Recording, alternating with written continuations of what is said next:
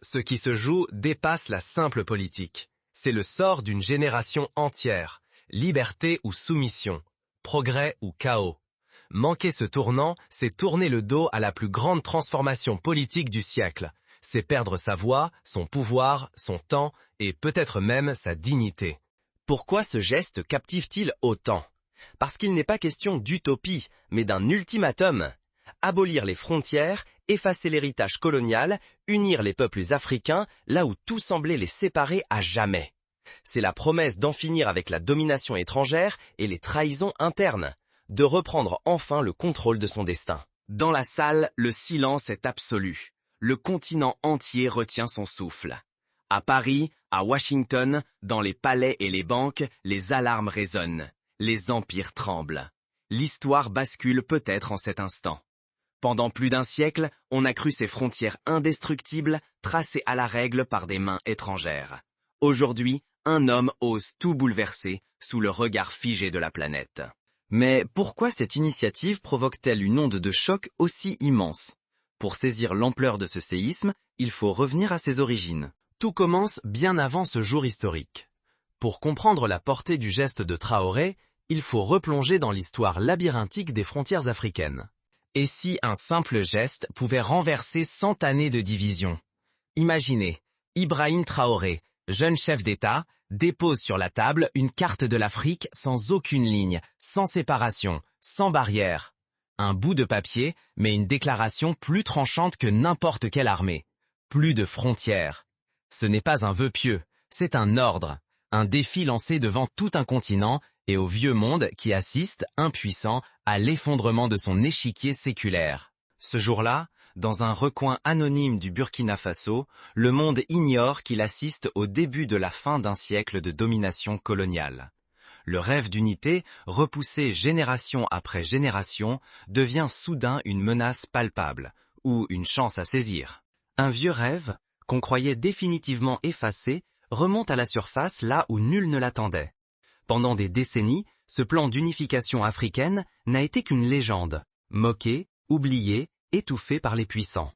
Mais en ce mois de juillet de l'an 2025, tout bascule à Ouagadougou, capitale enclavée, tenue à l'écart du monde et parmi les plus démunis du continent. Dans une salle discrète, loin des projecteurs, quelques chefs d'État africains se retrouvent. Ni décor fastueux, ni caméras étrangères. Ibrahim Traoré, figure montante, déplie une carte. Pas de frontières, pas de nom, juste une Afrique immense, indivisible. Il parle d'une monnaie unique, d'un passeport commun, d'un seul gouvernement pour des centaines de millions de vies. Le silence s'abat. Personne ne plaisante. Personne ne donne son accord. Car cette proposition ne bouleverse pas seulement les frontières, elle arrache la racine même du pouvoir de chacun d'eux. Les présidents sentent la terre trembler sous leurs pieds. Le moindre geste pourrait tout faire s'écrouler. Leurs alliances, leur fortune, peut-être même leur vie. Un rêve titanesque vient d'être frappé de plein fouet, à visage découvert et dans l'ombre. Mais comment en est-on arrivé là? Pour comprendre, il faut remonter le fil, explorer les cicatrices laissées par l'histoire et les promesses qui n'ont jamais été tenues. Comprendre ce qui se joue ici, c'est voir que l'ambition de Traoré n'est pas une simple utopie. C'est un défi lancé à toutes les puissances étrangères, à toutes les élites complices. Bientôt, chacun devra choisir son camp. Ce moment rare, où l'Afrique pourrait se réinventer ou tout perdre, ne repassera peut-être jamais. La riposte internationale fuse. D'abord, la désinformation s'abat. Articles calomnieux, rumeurs de chaos, faillites, famine, guerre civile. Des milliers de faux profils inondent les réseaux sociaux de messages alarmistes. Certains médias occidentaux décrivent une Afrique hors de contrôle. Tout a basculé par des gestes fracassants. Après des décennies de présence, l'armée française a reçu l'ordre de quitter le territoire. En moins de 2 mois, les accords militaires hérités de la colonisation ont été déchirés, les bases étrangères vidées. Les liens historiques avec le Fonds monétaire international et la Banque mondiale, piliers du système financier global, ont été officiellement rompus. Les ressources stratégiques, or, manganèse, coton, nationalisées, désormais réservées en priorité aux peuples africains. Mais le symbole ultime, c'est la naissance de l'afro-monnaie. Pour la première fois, une monnaie totalement contrôlée par des Africains circule à Ouagadougou, Bamako, Conakry. Outil de libération, mais aussi pari colossal, ce projet déstabilise les puissances étrangères. Dans la foulée, un passeport Afrique voit le jour, effaçant d'un simple tampon des frontières vieilles de plus d'un siècle.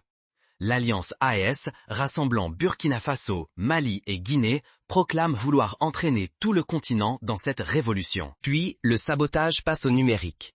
Le système bancaire central subit des cyberattaques sophistiquées, remontant à des serveurs hors du continent. Un virus inconnu paralyse temporairement l'afro-monnaie. Des banques européennes bloquent les transferts vers les pays AES. Importation vitale suspendue, comptes gelés, la pression économique devient suffocante.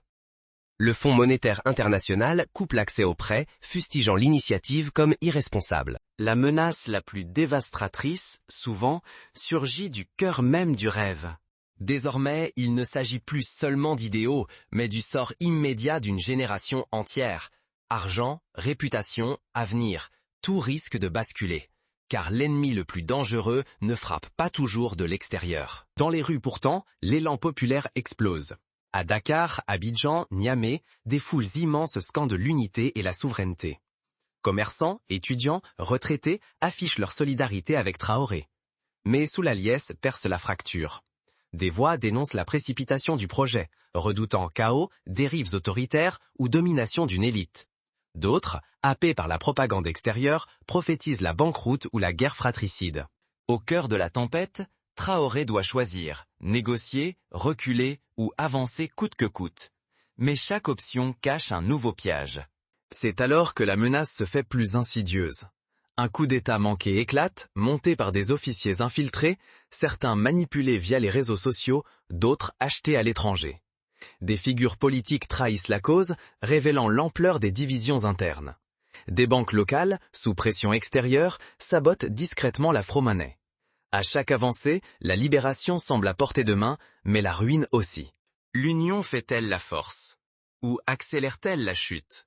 Cette question brûlante hante chaque émission, chaque débat, chaque fil de discussion sur le continent africain. Les premières fissures n'attendent pas. Le Mali et la Guinée, pourtant parmi les tout premiers membres, vacillent. Sous la pression politique et économique, ils annoncent un retour partiel au franc CFA. Pour beaucoup, c'est le début de la fin.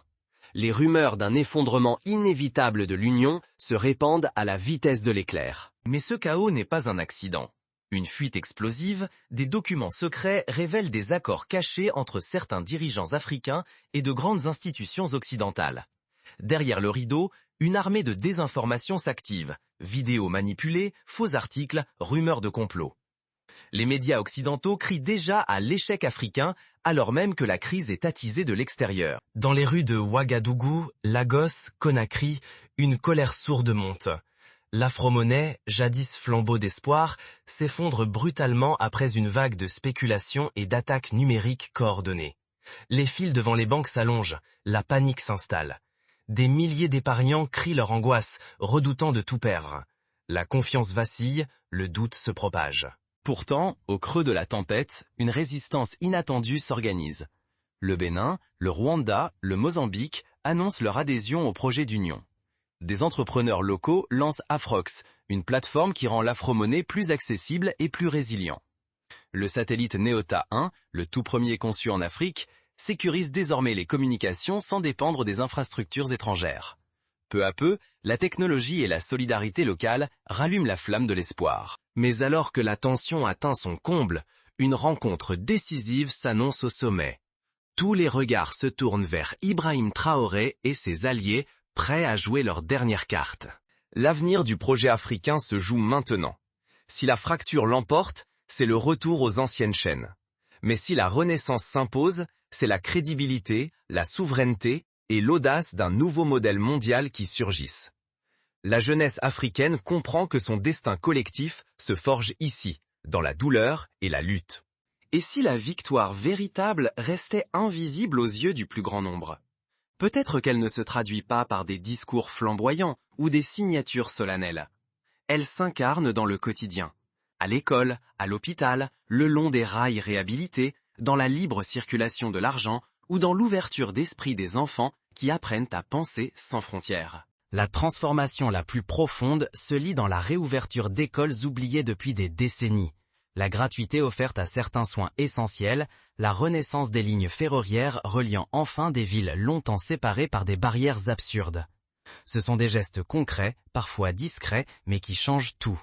Regardez la finance numérique, façonnée ici par l'ingéniosité africaine. Pas de modèle importé, mais des solutions adaptées et pensées pour les réalités locales. L'éducation nationale s'invente un nouveau visage, des programmes repensés, des matières ancrées dans l'histoire et les langues du continent, et surtout un espace où chaque élève peut rêver sans limite, affranchi des héritages imposés. L'unité n'est plus une utopie lointaine. Elle se vit chaque jour dans des projets communs, des mobilités fluidifiées, une coopération tangible entre pays voisins. Ce n'est plus un idéal abstrait, mais un processus quotidien, rendu possible par une action collective résolue. Ce qui frappe le plus, c'est cette nouvelle génération qui surgit. Ils n'ont jamais connu la colonisation, mais leur vie porte encore les cicatrices du passé. Leur soif de savoir bouleverse les anciens équilibres. Parmi eux, des ingénieurs capables de mettre en orbite le tout premier satellite entièrement africain. Des universités indépendantes, financées par des ressources locales, forment une élite scientifique décidée à transformer le continent de l'intérieur pour et par l'Afrique. Alors, jusqu'au dernier souffle, quelle place choisirez-vous dans cette nouvelle histoire? Ce choix, personne ne peut le faire à votre place. Pourtant, il déterminera le visage de l'Afrique des prochaines décennies. Aujourd'hui, la vérité et la transparence sont devenues les armes majeures. Les accords secrets appartiennent au passé, tout comme les manipulations tapies dans l'ombre. Chaque citoyen devient acteur, chaque voix compte, que ce soit sur les réseaux sociaux, dans les débats publics ou dans les décisions qui dessinent l'avenir.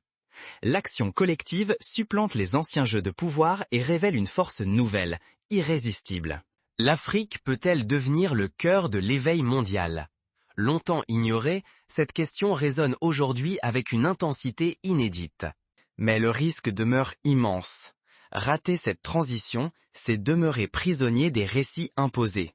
Laisser filer la chance unique de façonner un futur à la mesure de nos rêves. Ce serait permettre à d'autres d'écrire l'histoire à notre place. L'opportunité ne reviendra peut-être jamais. Cette transition reste fragile, suspendue à la volonté commune, à la vigilance de chacun et au courage de quelques-uns. Mais ce n'est pas l'histoire d'un seul homme. C'est le moment charnière où toute une génération doit choisir, observer en silence ou entrer dans l'arène de l'histoire. Rester spectateur, c'est accepter que d'autres décident de votre destin. Ibrahim Traoré n'a pas lancé un simple slogan. Il a allumé un brasier, renversant les certitudes et ébranlant les puissances établies.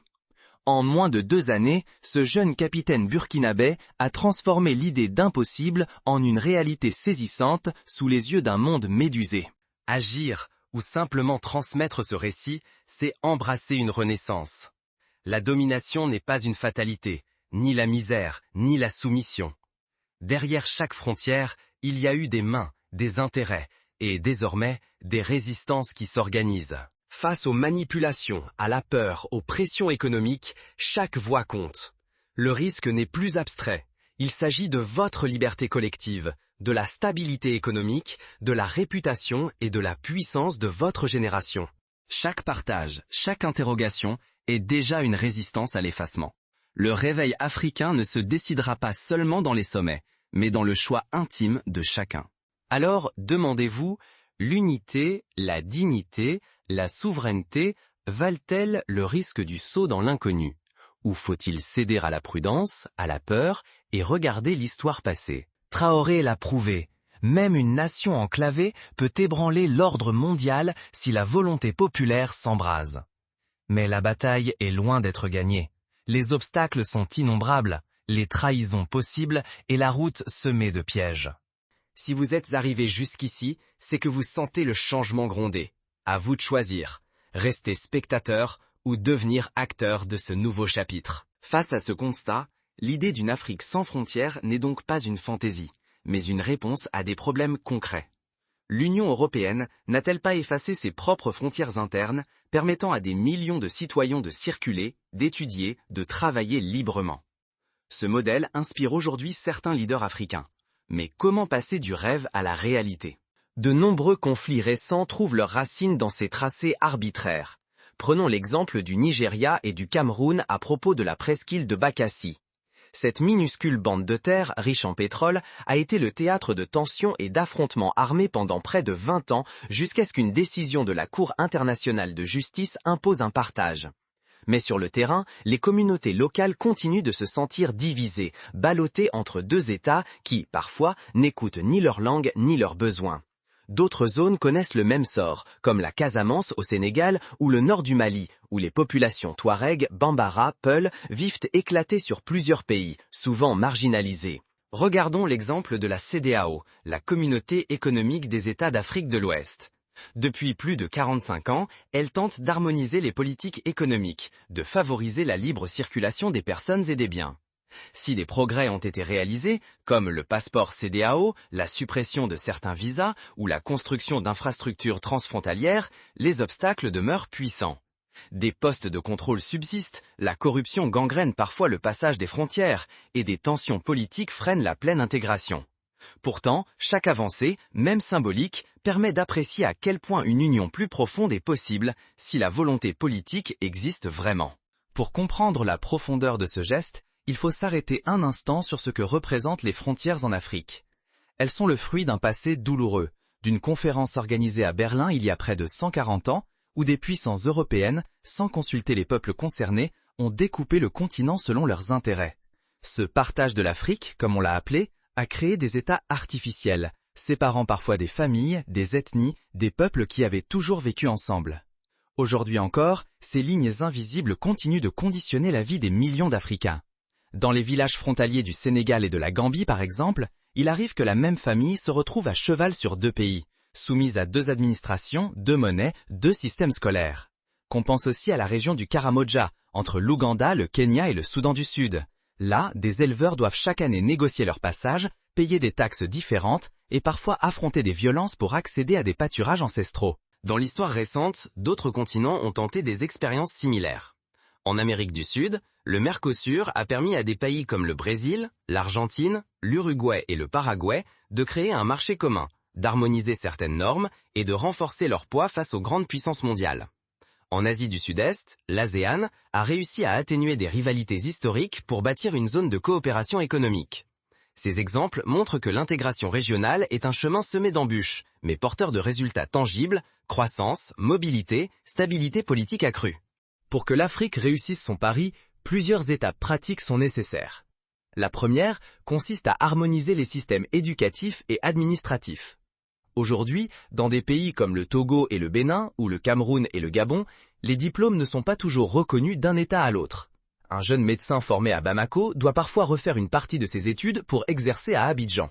La création d'un référentiel commun, d'un système de validation des compétences, faciliterait la mobilité des travailleurs et des étudiants. Un autre levier puissant réside dans la construction d'infrastructures transcontinentales. L'Afrique souffre encore de réseaux ferroviaires hérités de la colonisation, conçus pour exporter des matières premières plutôt que relier les peuples.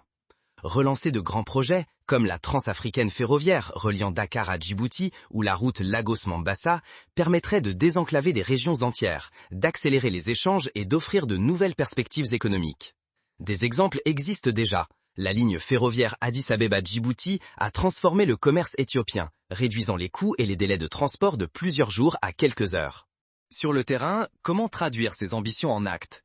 Prenons l'exemple du Rwanda, souvent cité comme modèle de résilience et d'innovation. Après le génocide, ce petit pays enclavé a misé sur l'éducation, la technologie et la lutte contre la corruption pour se reconstruire. Kigali est aujourd'hui l'une des capitales africaines les plus connectées, avec un réseau de fibres optiques couvrant la quasi-totalité du territoire. Ce modèle montre qu'avec une vision claire et une gouvernance rigoureuse, même les défis les plus immenses peuvent être relevés. Sur le plan monétaire, la création de l'afro-monnaie pose un défi colossal. L'expérience de l'euro en Europe offre des leçons précieuses. Avant que la monnaie unique ne voie le jour, les pays membres ont dû harmoniser leur politique budgétaire, instaurer une banque centrale commune, fixer des critères stricts de stabilité. Les premières années ont été marquées par des crises, des ajustements douloureux, mais aussi par une baisse des coûts de transaction et une montée en puissance du commerce intra-européen. Pour l'Afrique, il s'agira de bâtir une institution solide, indépendante, capable de résister aux pressions extérieures et de protéger les intérêts des citoyens. Dans le domaine de la santé, la coopération entre pays africains a sauvé des millions de vies lors des épidémies d'Ebola. Des médecins congolais, guinéens, libériens ont partagé leur savoir, mutualisé leurs ressources et mis en place des systèmes d'alerte transfrontaliers. Cette solidarité concrète a prouvé que l'unité n'est pas un simple mot, mais une force capable de surmonter les crises les plus graves. Les scénarios d'avenir sont multiples. Si l'union réussit, imaginez une jeunesse capable d'étudier à Dakar, de travailler à Nairobi, de lancer une start-up à Johannesburg sans jamais se heurter à la moindre frontière administrative. Imaginez des centres de recherche panafricains, où des scientifiques du Bénin, du Nigeria et du Kenya collaborent sur des vaccins, des technologies vertes, des logiciels libres. Imaginez des festivals culturels itinérants traversant le continent, créant un sentiment d'appartenance inédit. Pour éviter ces écueils, la participation citoyenne est essentielle. Les réformes ne peuvent être imposées d'en haut. Il faut des consultations publiques, des débats ouverts, des mécanismes de contrôle démocratique pour garantir que chaque voix soit entendue. Les médias indépendants, les réseaux sociaux de jeunes et de femmes ont un rôle clé à jouer pour surveiller, alerter, proposer. Mais les risques sont réels. L'histoire regorge d'exemples où des projets d'union se sont brisés sur le roc des égoïsmes nationaux. L'Union arabe, née dans les années 50, n'a jamais dépassé le stade des déclarations enflammées, tant les intérêts divergents des États membres ont freiné toute avancée concrète.